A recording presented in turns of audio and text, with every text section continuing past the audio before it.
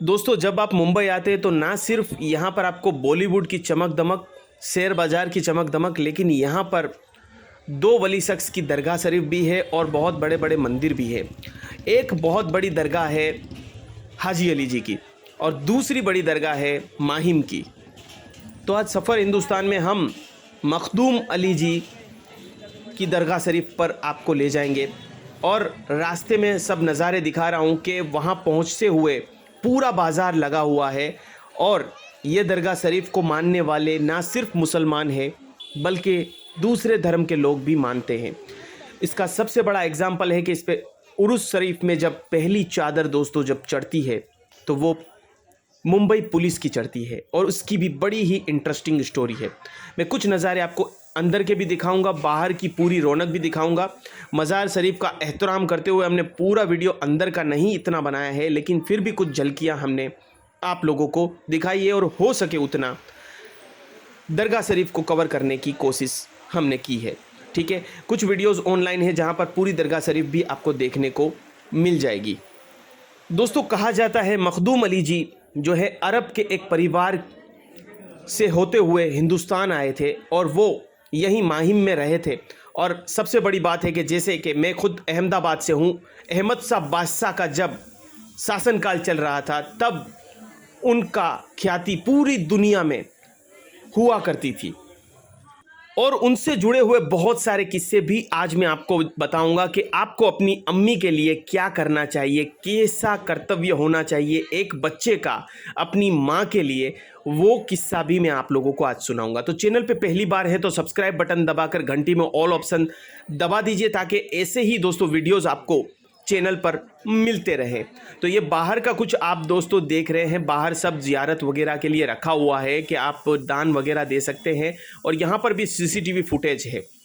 पहली बात बताता हूँ दोस्तों, यहाँ पर कहा जाता है कि अगर किसी को कुछ जादू वगैरह ने घेरा है या ऊपरी हवाओं ने घेरा है तो कहा जाता है कि अगले गेट से घुसकर आप पिछले गेट से अगर बाहर निकलेंगे तो आपकी वो सारी मुसीबतें दूर हो जाएंगी। फिर से हम बाज़ार की रौनक देखेंगे और फिर से हम आगे जो है दरगाह शरीफ की ज़ियारत फिर से मैं आपको आगे करवाऊंगा। तो ये एक बात कही जाती है। अब पुलिस वाले दोस्तों क्यों पहली चादर चढ़ाते हैं और क्यों पुलिस वाले इनको इतना मानते हैं या दूसरे धर्म के लोग मानते हैं इनको बहुत ज़्यादा।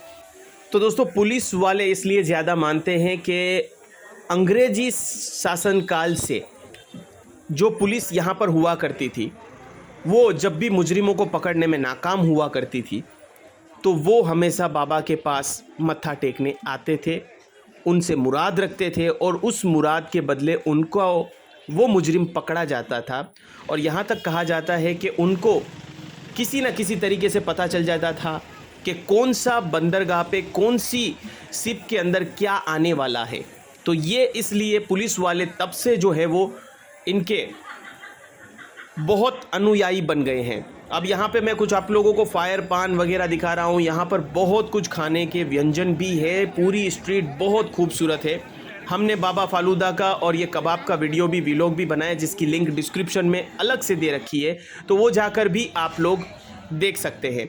लेकिन हमारा इस वीडियो का मकसद तो है सिर्फ माहिम दरगाह की कुछ अनसुने और अनछुए पहलुओं को आप तक पहुँचाना। तो चलिए फिर से उसी बात पर हम रूबरू करते हैं। यहाँ के ट्रस्टी के मुताबिक दोस्तों दुनिया की ये पहली दरगाह शरीफ है कि जिसको 2007 में ISO सर्टिफिकेट मिला है और सभी श्रद्धालु यहाँ पर मानने वाले आते हैं, सभी धर्मों के लोग आते हैं और अपनी अपनी मुरादों को पाते हैं। अब दोस्तों इनके बारे में कहा जाता है, जो मैंने आपको कहा था कि इनकी अम्मी जान का एक किस्सा मैं आपको सुनाऊँगा। तो इनका एक किस्सा ये फेमस है कि जब उनकी अम्मी ने रात में दोस्तों उठकर उनसे पानी मांगा तो वो पानी लेने चले गए, लेकिन उतनी ही देर में उनकी अम्मी जान की आंख फिर से लग गई और उनकी अम्मी जान गहरी नींद में फिर से चली गई। और जब उनकी अम्मी की सुबह आंख खुली दोस्तों तो उन्होंने पाया कि उनका बेटा वहीं पर उनके पास खड़ा है। तो अम्मी जान ने पूछा कि बेटा तुम कब से खड़े हो यहाँ पर? तो उन्होंने कहा कि अम्मी जब से आपने पानी मांगा था तब से मैं यहीं खड़ा हूँ। तो आप सोच सकते हैं कि एक बेटा कितनी अपनी माँ को इज़्ज़त करता है और मोहब्बत करता है। उसके बाद उनकी अम्मी ने बहुत दुआएं दी और माँ की दुआओं का असर कुछ ऐसा हुआ कि आज इतने बड़े वो वली शख्स हो गए कि पूरी मुंबई उन पे गर्व करती है, हर धर्म हर जाति के लोग।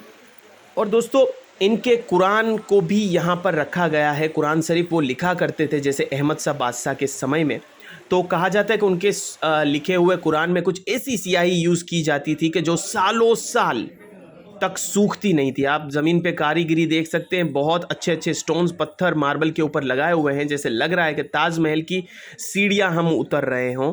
तो सालों साल वो दोस्तों सूखती नहीं थी। और उसी स्याही वाले कुरान को कुछ एक पड़ा यहाँ पर रखा गया है, जिसको हर साल दोस्तों रमज़ान में 28 और 29 तारीख को लोगों को दिखाया और निकाला भी जाता है। तो ऐसी कुछ करामतें हैं माहिम दरगाह की, हज़रत मखदूम अली जी की। तो दोस्तों मैं यहाँ पर कहना चाहूँगा कि मैंने हो सकी उतनी इन्फॉर्मेशन इकट्ठा करके आप लोगों को बताने की कोशिश की। अगर मेरे से कोई गलती हुई हो तो आप लोग भी मुझे माफ़ करिएगा, क्योंकि हम ऑनलाइन आप लोगों के लिए डेटा इकट्ठा करके ही ऐसे वीडियोस बना रहे हैं। और मेरा कुछ बोलने में भी अगर गलती हुई हो तो आप लोग मुझे माज़रत माफ़ करिएगा। तो बहुत माशाल्लाह खूबसूरत है। आप जब भी मुंबई आए तो ज़रूर यहाँ पर आए, तो आपको एक रूहानियत का दोस्तों सही में सुकून का एक मंज़र यहाँ पर नज़र आएगा।